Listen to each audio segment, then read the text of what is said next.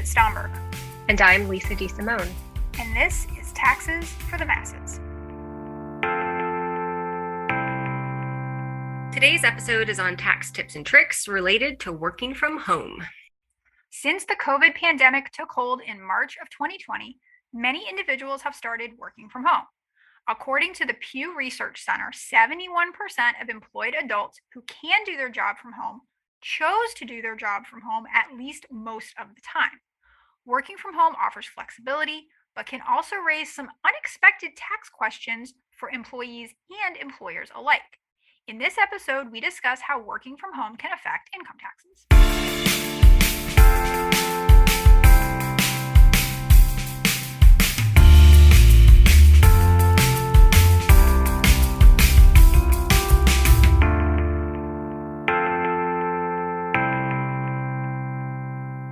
Hello, Lisa.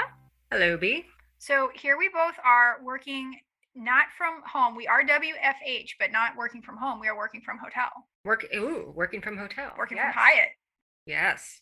More than 2 years after COVID hit the U.S. That's true. After 2 years of COVID, we both left home and moved in with each other in the Hyatt in a completely different city. We've been here ever since. So 2 years later, living with me in the Hyatt, what are your thoughts on the state of work from home? Well, like most things in life, things are great in moderation. Mm-hmm. So there are days I'm very grateful that I can WFH. And then there are days when I have absolutely no reason to be in the office other than an overwhelming desire to get the hell out of my house. You're going to get the H out of your H. Get the H out of my H. Well, tax time is creeping up. It is going to be upon us soon, and we're going to talk about today. Work from home has some tax implications that maybe not everybody is aware of. And this is especially true given some changes that happened in 2017 with the Tax Cuts and Jobs Act, and given some, shall we say, unprecedented steps that companies are taking to help employees be productive while working from home and, to pat them on the back and make them feel valued. We all want to feel valued. So let's start with that. Let's start with things that employers are doing to help with productivity. One of the most popular examples was Apple, which mentioned in December of 2021 that they were delaying plans to bring workers back into the office and giving $1,000 to employees to help them set up a home workspace. Now, I know enough about taxes to know that if someone just hands me $1,000, maybe some strings attached to that. There may be. So, Lisa, walk us through the tax implications of payments like this. Sure. And the first thing that I'm going to say is it depends. Why? Why are you so difficult? First of all, I'm not difficult. I'm challenging. You are. Okay. And second, it's not me, it's taxes. Do not besmirch taxes. They're also not difficult. I'm not saying they're difficult. I'm saying they're complex and intriguing, just like you. Okay, get on with it. All right, talking about Apple's arrangement specifically, that $1,000 would very likely be taxable income to the employee and deductible for Apple. And that's because Apple is saying employees can use the money, quote, as they see fit. So there's no requirement that the equipment purchased would be used solely for work. And technically, there's actually no requirement that it be used for equipment at all. If I wanted to spend that $1,000 on, say, joggers and houseplants, I could do that. I'm free to do with that $1,000 what I want. Some news outlets actually characterize the $1,000 as a work from home, quote, bonus, and I think that's probably the best characterization. And it keeps things a little bit simple because bonuses are straight up taxable income to employees. They generate tax deductions for employers, even if they have some fancy descriptor around them about helping you with your home workspace. Exactly. The takeaway here is that when spending, employees want to consider their after-tax cash flow of this bonus. The median Apple worker made about $68,000 in 2021. And in case anyone's interested, Tim Cook made about 1,400 times that much. Is that all? That's it. Okay, so if we assume income of that average employee of $68,000, that work from home bonus will be subject to employment tax of around 7.5%, federal income tax of 22%, and maybe state income tax of, let's say, 8%. So all of a sudden, that $1,000 of bonus is only $625 of cash flow after taxes. And that matters because that's not even enough for the small iPad Pro. All right, so I've heard rumors speculation, rumblings, Gossip.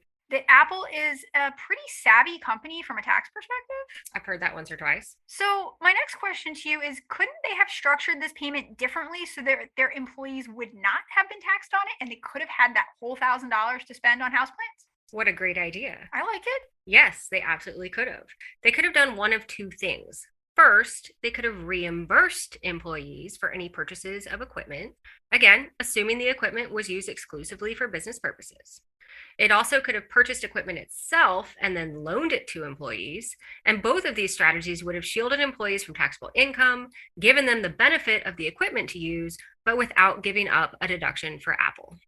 But one key feature of those scenarios that you just described is that it would have taken away a lot of the employee's choice about how to improve their home workspace. I could not have spent that $1,000 on houseplants. No, you probably couldn't spend it on houseplants, but we're talking about work from home. So let's talk about home offices. What about employee tax deductions for home workspaces? What about them? Um, People would like them. Yeah, I'd like a lot of things. But there isn't one. There's none? There used to be one, right? People talk all the time about home office deductions. What happened? Well, employees used to be eligible to claim tax deductions for home offices, past tense. They could also deduct business expenses that their employers did not reimburse. However, the Tax Cuts and Jobs Act of 2017 eliminated both of those deductions, at least for the time being. Now, the home office deduction is available, but only to people who are self employed. Anyone who gets a W 2 from an employer is not eligible for the deduction, even if they work from home all the time. If you are self-employed, you can deduct either $5 per square foot of your home office up to a maximum deduction of $1,500, or you can deduct your actual expenses if you keep track of them. Either way, you have to use your home workspace exclusively for business. She means it too. I mean business. It can't be a desk in your bedroom. It can't be the kitchen table. And this is going to rule out a lot of colleagues whose work from home setups I've seen out on Zoom. Mm-hmm. You must also be able to demonstrate to the IRS, if you're audited, that you need an office to do your work. So there's a lot of hurdles that you have to jump through to claim that deduction, even if you are self-employed. High hurdles, I'd say. Another thing some employers have done to help boost productivity is to offer dependent care assistance or private tutors for employees who have family members, including children, who they need to care for and educate. And I totally understand the need for such things after overhearing my child's teacher on Zoom last year tell her that I was teaching her how to do long division the wrong way. What is the wrong way to do long division? As far as I'm concerned, there's no wrong way to eat a Reese's, but apparently there is a wrong way to divide. I don't know, whatever. Sounds like fuzzy math to me.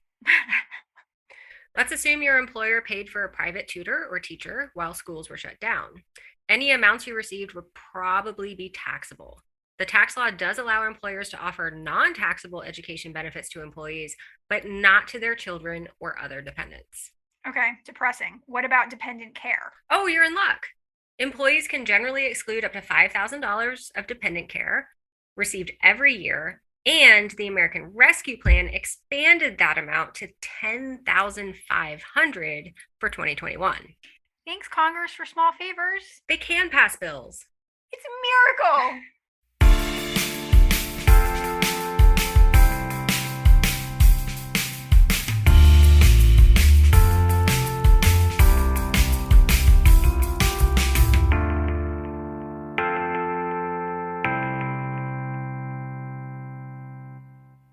Now we're going to shift gears a little bit and talk about the tax treatment of some increasingly common perks.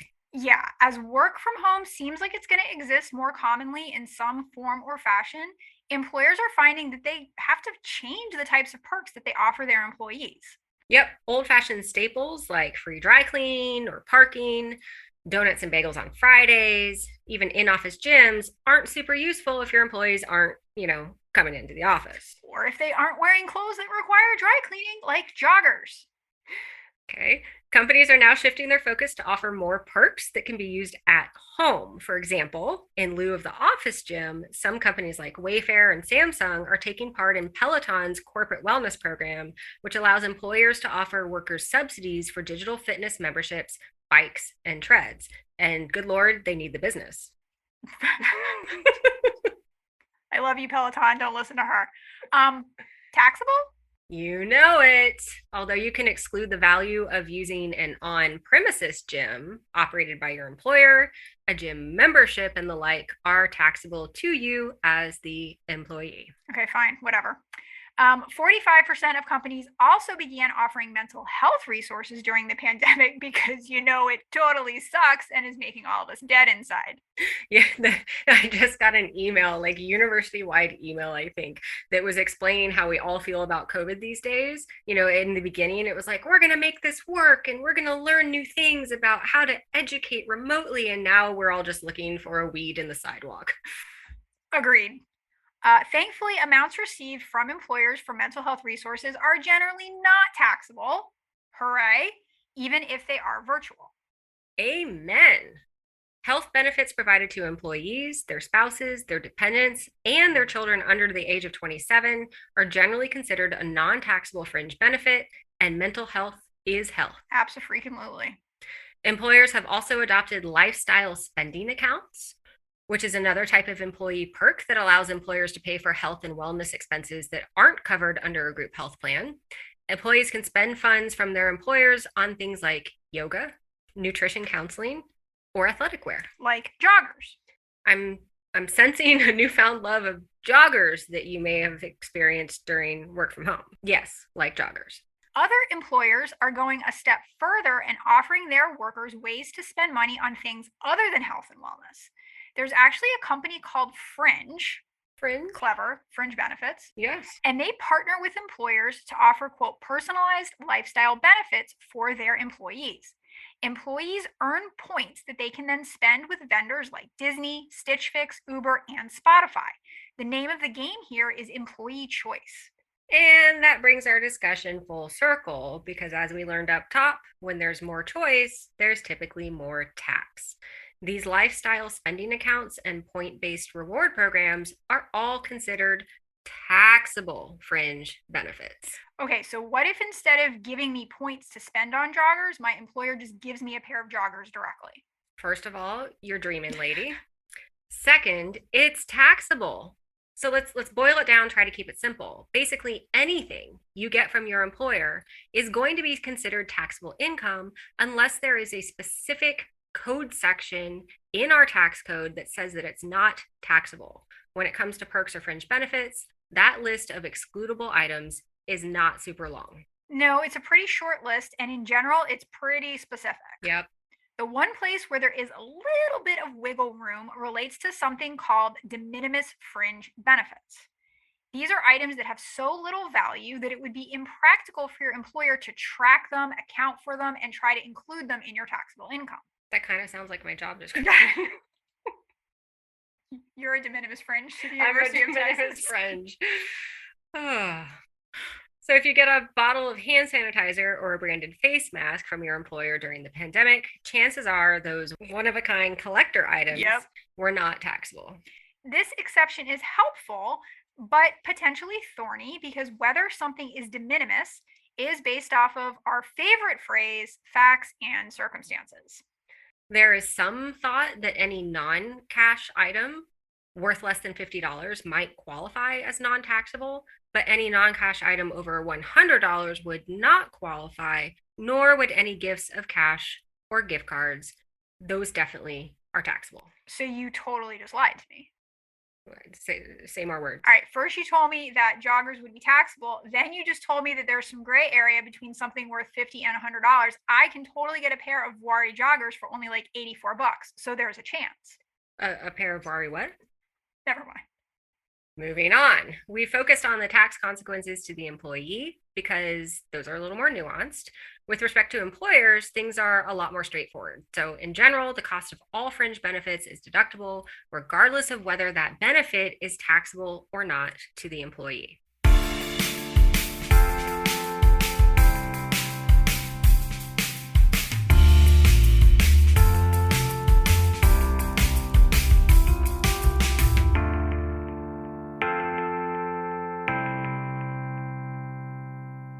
Time for some more good, bad, and ugly of working from home, and I can actually see some good here.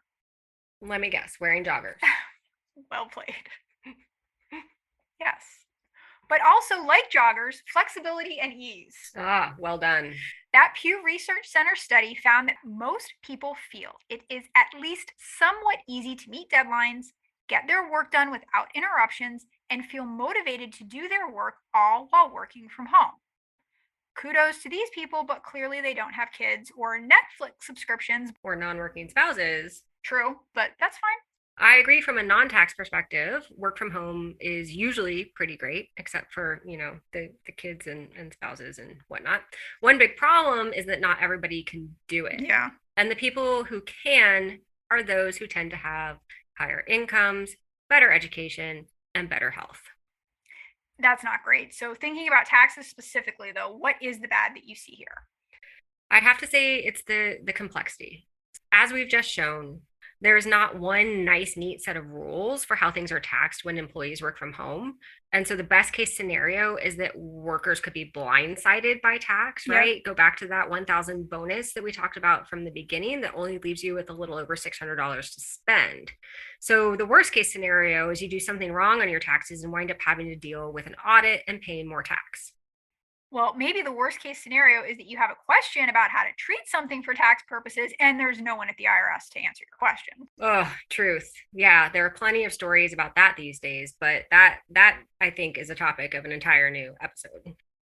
If I may try to add a bit of hope to this conversation. Who are you and what have you done with my work life? Ignoring that comment, one good thing for those who are employed is that a lot of the burden of determining what is taxable or not falls to your employer. There are some pretty substantial financial penalties if an employer files a W-2 with the IRS that's wrong. So most companies are really tuned into what is taxable and what is not. And the good news is for employees, you can trust that number on your W-2. That is a glimmer of hope for employees, but self-employed employees are screwed. They are. Sorry to all the self-employed people out there. And now we'll just charge on ahead to the ugly. I'd have to say it feels like the tax code doesn't, let's say, evolve as quickly as the business world. And possibly the understatement of this show so far. Okay, all right, I'll take that. And that's frustrating, but not only is it frustrating, it can create some pretty odd discrepancies. I agree with all of that. It does not evolve quickly enough. It can't be when we're all locked in our current bipartisan standoff over everything. No. It's also probably true that some of the rules we have now are the result of lobbying from some pretty narrow special interest groups. But either way, things should probably be a little more fluid. So as an example, I really struggle to see why an on-site gym at your employer is so different from reimbursing your employee for a gym membership. One's taxable, one is not. What gives? Yeah, that's a great example. And I like the example you gave for a couple reasons. First, they're two very close things. It doesn't seem like it should matter where you're working out. And that's another good one because that's something that is actually good for your employees' health, which if we got people to do things that were better for their health might actually reduce healthcare costs broadly and save the government money. I know I'm talking crazy here. And allow us to allow more tax benefits or reduce rates. Yes, absolutely.